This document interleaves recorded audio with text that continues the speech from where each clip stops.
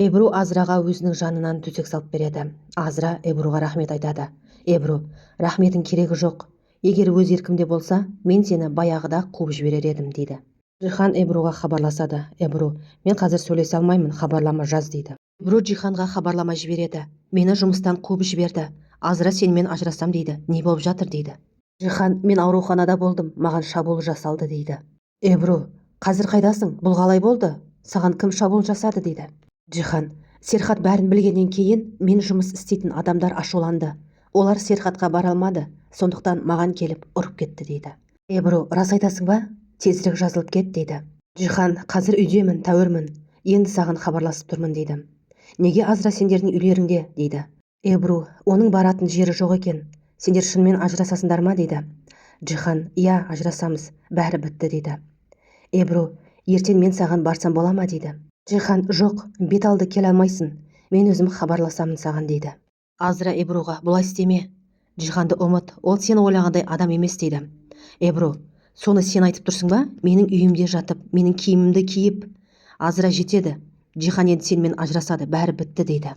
Ертесіне Серхат бейдің адвокаты Эрген бей хабарласып, кешіріңіз, ерте мазалағаныма, бірақ жақсы жаңалықты тез жеткізгім келді. Дүйсенбіні күтудің қажеті жоқ. Кадерді бүгін-ақ алып кете аласыздар дейді. Зейнеп қатты қуанып, Серхатты құшақтап алады. Сол сәтте үй қызметшісі Джансу келіп, кешіріңіз Серхат бей, мен сізді шығып кетті деп ойладым, төсек жаймасын ауыстыруға келген едім дейді. Ариф күнделікті өзінің жұмысына кетеді. Рафика Мұстафаға, шығатын уақыт болды балам, жүр шығайық дейді. Мұстафа, жарайды дейді. Азраға, мен анамды апарып тастаймын, сосын саған жұмыс іздейміз дейді. Анасы Мұстафаға, жоқ, сен бірден қайтпайсың, алдымен базарға барып, гүл аламыз қарсыға дейді. Азра, мен үшін әуре болма, мен интернеттен жұмыс іздеп көремін дейді. Севим ханым Азраның барлық киімдерін бір газель жалдап беріп жібереді. Азра, бұлар маған керек емес, қоқысқа тастай салыңыздар дейді. Эбру, қалай қоқысқа? Бұлар бренд киімдер ғой дейді. Сол жерде Түлай мен Ерканда келіп қалады. Түлай, егер орын жетпей тұрса, бізге қалдырыңыздар. Біздің үй жақын маңда дейді. Түлай Азраға, Азра ханым, қарызыңызды жайлап өтей берсеңіз қайтеді дейді. Азра, мен әлі ажырасқан жоқпын. Менде қазір ақшада жоқ дейді. Түлай Азраны қорқытып, онда Мұстафаның отбасына Джиханмен ажырасу үшін оның қызын пайдаланғаныңызды айтайын ба дейді.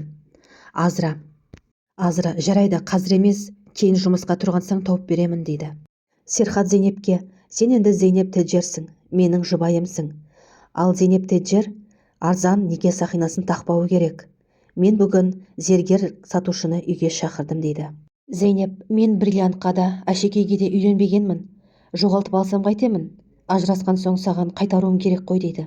Серхат, ажырасқандар сақинаны бір-бірін бетіне лақтырады, немесе теңізге тастайды дейді. Зейнеп, алдымен махаббатпен үйленіп, кейін көңілі қалып, ажырасқан жұптарға солай жасауға болады дейді. Біз екеумізді салыстыруға келмейді. Біз махаббатсыз жалған неке құрдық қой дейді. Серхат зергер сатушыға Зейнепті әйелім деп таныстырады. Сатушы Зейнепке, мен сіз үшін ең жақсы бриллианттарды әкелдім дейді. Серхат Зейнепке өзі таңдап береді. Ең қымбат, көзге от боп көрінетін бриллиант жүзігін алып, Зейнептің саусағына тағады. Түлай Бераққа, әлгі Азра Джихан беймен ажыраспақшы екен. Сонша байлықты үйін тастап, Мұстафадан не тапты екен дейді. Берақ Серхат пен Зейнеп берген сұхбатты желіден көріп, қатты ашуланып қалады. Эбру Азраға, ажырасуға қашан арыз бересің, нақты күнін білгім келеді дейді. Азра, жақын арада дейді. Сол сәтте Азраға ауруханадан хабарласады. Қай ауруханада? Қашан болды? Қазір барамын дейді Азра. Эбру, не болды дейді. Азра, анам инсульт алып қалды, маған шұғыл түрде оған бару керек.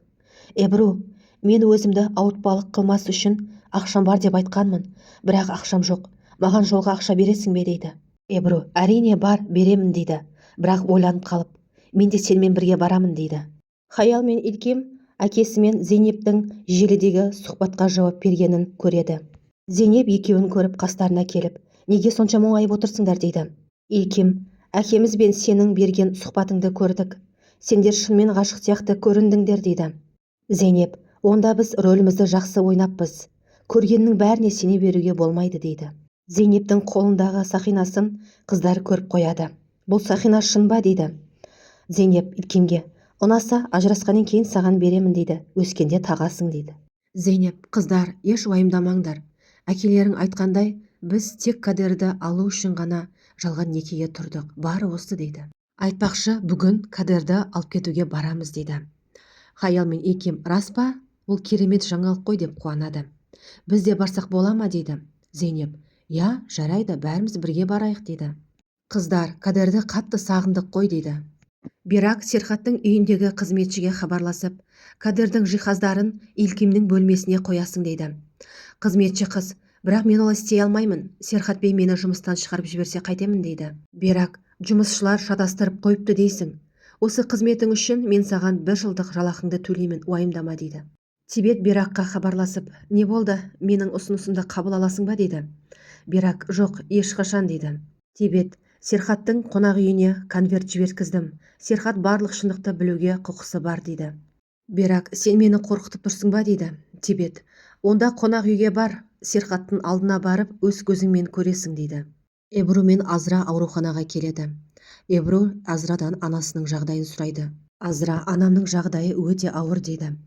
Эбру: уайымдама, ол жазылып кетеді деп Азраны құшақтайды. Дәрігер Азраға келіп: анаңыз ауыр инсульт алды, оған шұғыл түрде ота жасау керек дейді. Азра: барлық қажеттіні жасаңыздаршы, операциядан кейін ол тірі қалады ғой, я дейді. Дәрігер: үміттенеміз, жазылып кетеді дейді. Сол сәтте Мұстафа да келіп қалады. Азра Мұстафаға: анамның жағдайы ауыр екен, операцияға дайындап жатыр дейді. Мұстафа: ештеңе емес, қорқпа, ол жазылады дейді. Эбруға Джиханнан хабарлама келеді. Үйде ешкім жоқ, келе берсең болады дейді. Эбру Мұстафаға: мен кете берейін дейді. Севим ханым Зейнептің жұмыс орнына келеді. Зейнеп: қай оқушыға қатысты келдіңіз дейді. Севим ханым: сен менің кімнің мүддесін қорғауға келгенімді өте жақсы білесің. Сондықтан өзіңді білмегендей көрсетпе дейді. Зейнеп: егер сіз немерелеріңіздің мұрасына қатысты мәселені талқылауға келсеңіз, онда қажеті жоқ дейді. Севим ханым: жоқ, мәселе онда емес. Егер сен Серхаттың байлығына көз салмаған болсаң, онда қорқатын ештеңе жоқ дейді. Зейнеп: бұл не қағаз, неке шарты ма дейді. Севим ханым: дәл өзі. Сенің шынайы ниетің қандай екенін көрейік. Мен сенің жай ғана бос сөз айтып жүрген жоқ екеніңді білгім келеді дейді. Зейнеп ойланбастан келісім шартқа қолын қойып береді де: егер сізде басқа сұрақтар болмаса, мен жұмысымды жалғастырайын дейді. Серхат Зейнепке хабарласып: Кадерді алып шығуға мен бара алмайтын болдым, жұмыстарым шығып қалды дейді.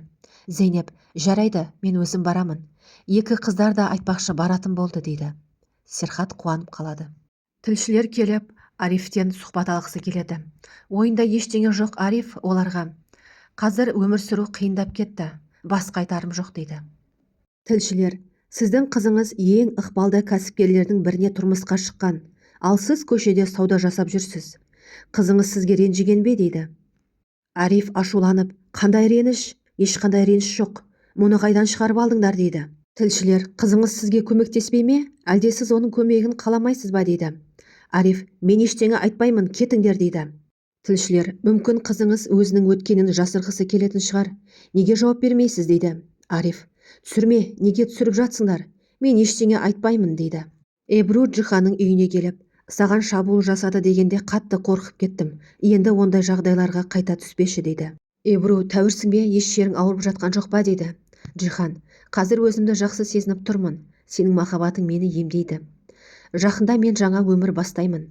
Азрамен ажырасып, одан толық құтылған соң саған үйленемін. Бірақ сол уақытқа дейін біздің қарым-қатынасымыз құпия болып қалу керек. Әйтпесе Азра мені оған опасыздық жасады деп айыптап, бар дүниемді тартып алуға тырысады дейді. Эбру: уайымдама, мен ешкімге айтпаймын.